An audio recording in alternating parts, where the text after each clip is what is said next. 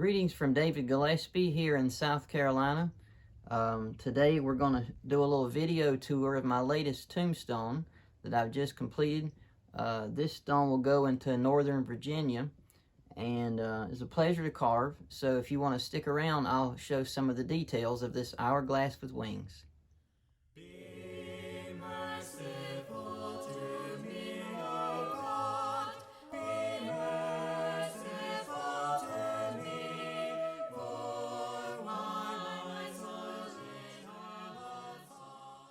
So I've been carving gravestones for about 20 years now, and I've carved gravestones all the way from New England down to South Carolina, and this one's going to go into Virginia.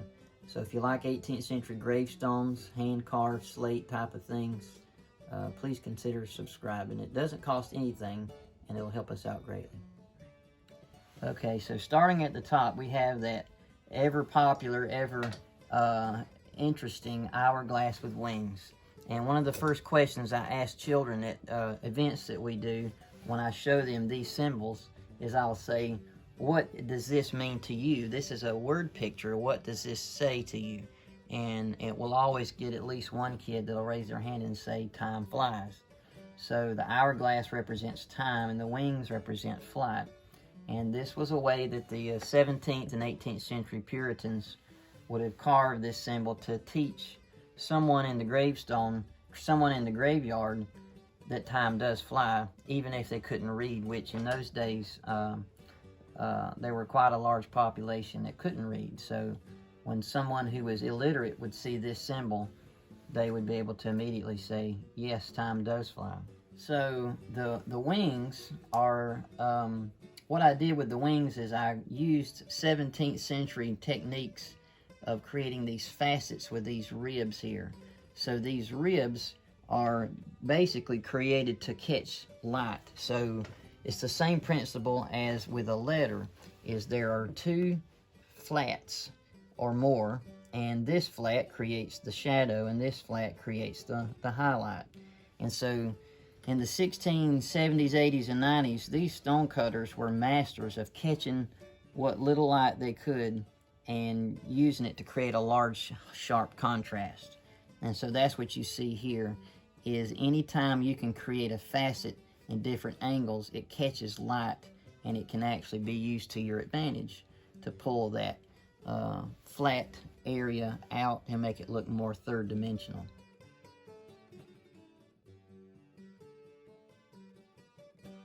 So then up here I have these little pockets, which I've seen on many 18th century stones to represent the feather, and it's just another way to catch light and to create a nice contrast there. So unfortunately, you don't see a whole lot of original gravestones from the period with hourglass and wings being the predominant image at the top of the stone. You'll see it tucked away behind a skeleton, or you'll see it on a footstone. But there were several that did depict it as the preeminent design element, and so I wish there were more, because it's a very popular symbol both in those days as well as today.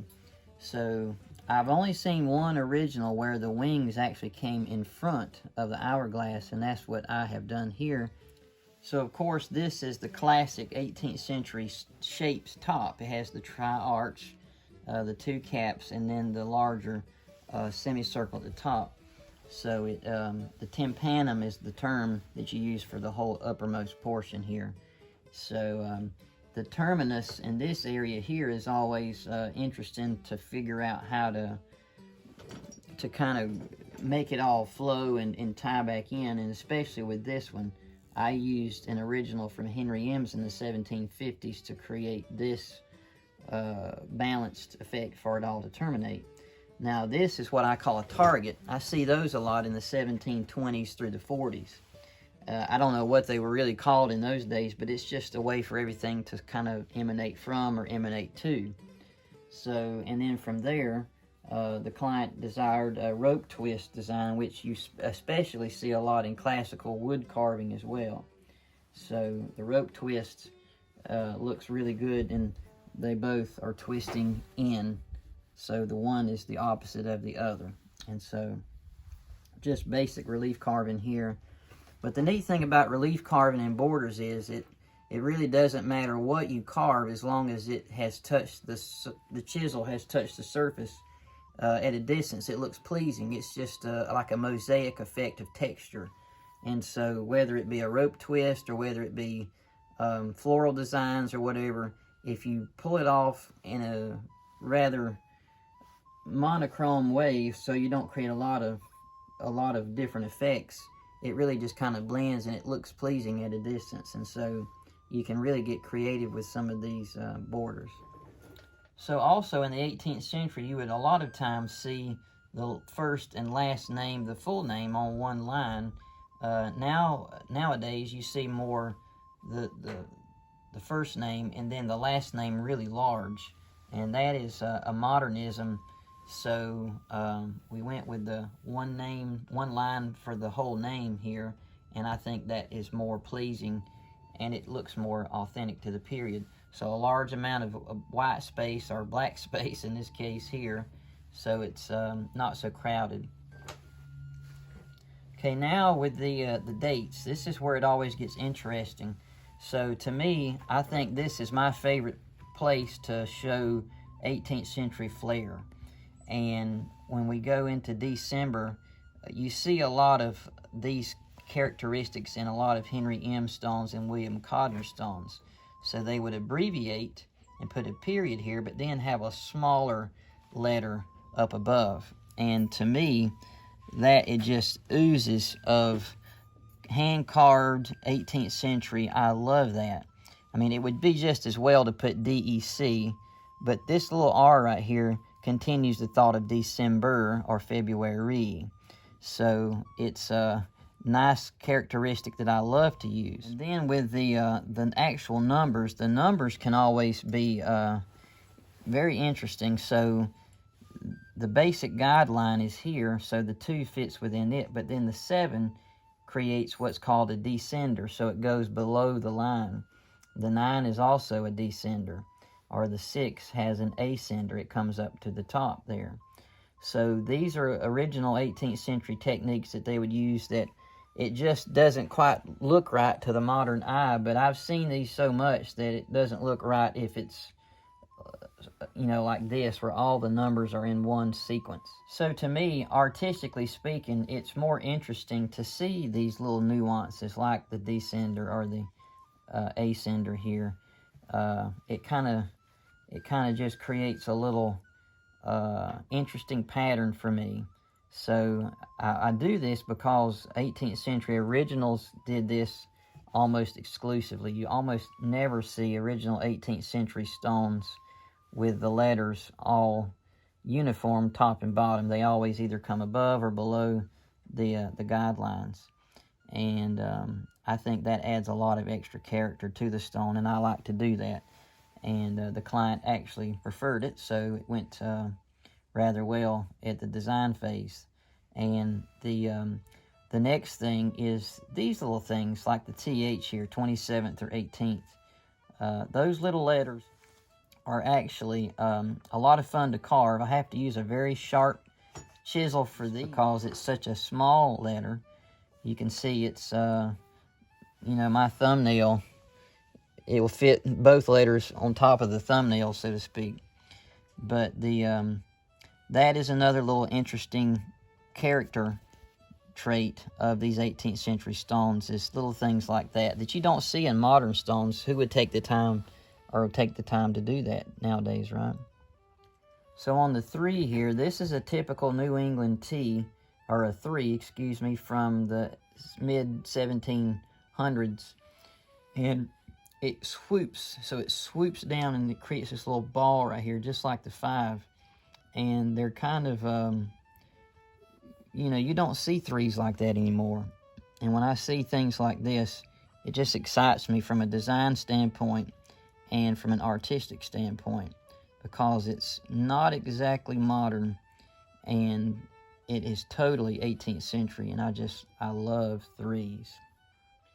All right, and then at the bottom, the client requested a verse of scripture, which we very much are thankful to see scripture on gravestones, because in the 18th century, gravestones were loaded with scripture, and so this was very pleasant to carve. So what I did with this is I actually do copper plate pen writing. So I totally wrote this all with a copper plate pen on paper, and then transferred it over to the stone here, which I've seen evidence of in the 18th century as well. So these flourishes and things like this were very common in copper plate engravings from England in the 1740s through the 60s. And to me, if it can be done on paper, it can be done with a chisel. It just adds a lot of flair to this piece of text here at the bottom. And anytime I can flourish an F, I'll take advantage of that, and I'll do it because I think Fs are beautiful to flourish. So this is a copper plate lettering style, and it's a lot of fun to carve. And at a distance, these little swirls and curls and flourishes will add a lot of interest to the stone. It may be the second thing that's noticeable from a distance. It would be this. This will be first, and it may be this that catches the eye second. And then lastly, of course, I always sign all of my gravestones typically at the lower right if the design permits it. James David Gillespie, Pickens, South Carolina. And of course, I'm not just going to put SC. I have to make an 18th century flair with that as well, abbreviating it with the S period and the little O, just like the February period and the little Y up here. So South Carolina is very much in an 18th century fashion. So someday, if there's some genealogist or student of history cares to know who carved this, they can look me up with this here. It's unfortunate that a lot of the original 18th century gravestones are not signed. And I sign all of mine because every time I see one that's unsigned, I'm very sad because I want to see who carved it. A lot of the gravestones of the 18th century, they're so obvious who carved them, they really don't need a signature. So that's interesting, but there's a lot that are unsigned, and I wish that they were. So, of course, here's the ground line right there. That'll be below the ground surface here. This will be above the ground here. So maybe my signature will be just above the level of the grass when it grows. So here's a picture of me once I delivered the stone up to Cattail Run Bookbindery in Winchester, Virginia. You can see all of their great work that they do on the website in the description below. So that's it for the gravestone tour today. This is a piece of blue-black slate that's 2 inches thick, and hope to get some pictures of it on the website as well. That'll show more of the hourglass and wings detail.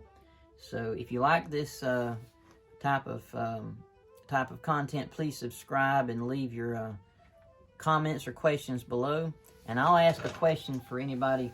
What, if you're a student of 18th century gravestone lore, what Latin phrase typically accompanies the hourglass with wings? If you know that, type it in the comments below, and let's see what kind of a response we get.